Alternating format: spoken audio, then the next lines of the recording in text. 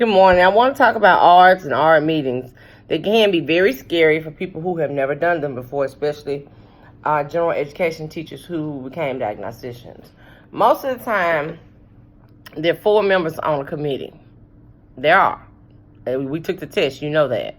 But then you see all these other people in there and you're wondering, why is the diagnostician here? Because I wondered that all the time.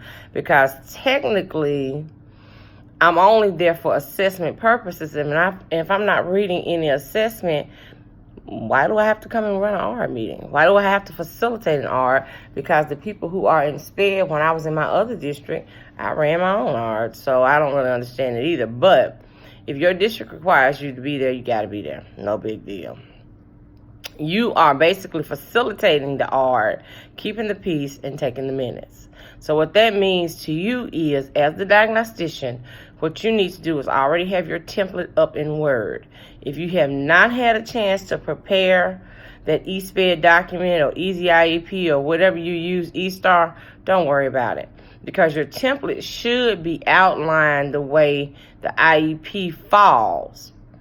So you should have an agenda, or your district should have given you an agenda. And if they haven't, it's one online, Region 18. Region 18 or 20, I can't remember which one, puts out a lot of good information. You can just pull the agenda down.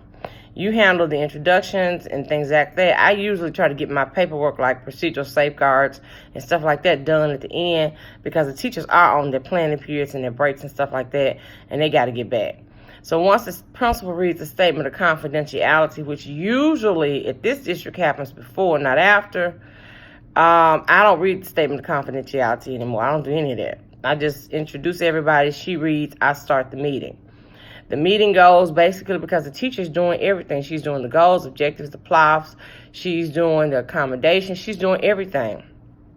Now, when it gets to, depending on your district, you may be doing accommodations, the teacher may be doing the accommodations, but you're doing the state assessment. Now, remember, if you're in a unit, you're going to have that paper from the state stating why this child is taking STAR out 2, or they're medically exempt or whatever, and it has to be read during the ARD meeting.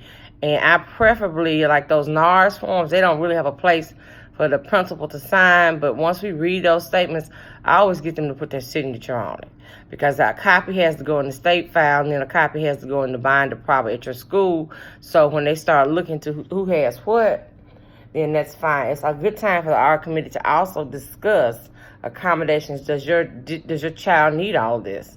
Because realistically, some districts, for example, give all of their resource inclusion, people like that, a chance to take it online. I'm at a school now, elementary school, where those students aren't taking it online. They're getting oral read administration, which is weird to me, but okay.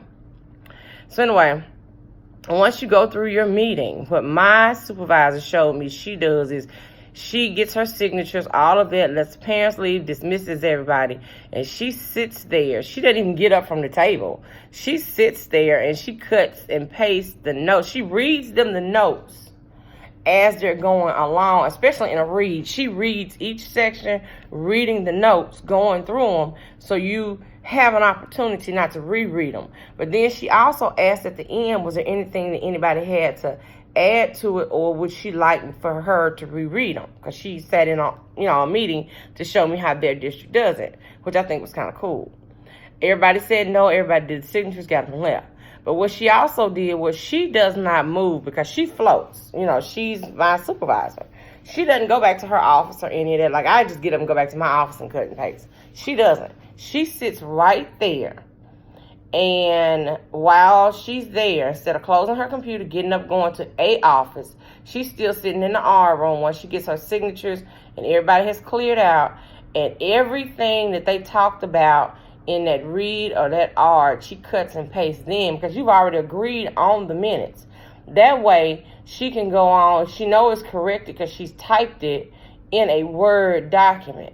That way, she can go on, cut, paste, put it in there. Everything is spelled right. She's talked about it with these people that are sitting there, and then she could print, archive it, and have it ready to go to give to the parents. Because technically, you're supposed to lock that document before they get up from the table, because parents have complained that we've gone back and added stuff. So just try to get with your mentor and figure out an easier way to do it. But I like the way that I've learned to do it so far. If you like my videos, subscribe. Thanks.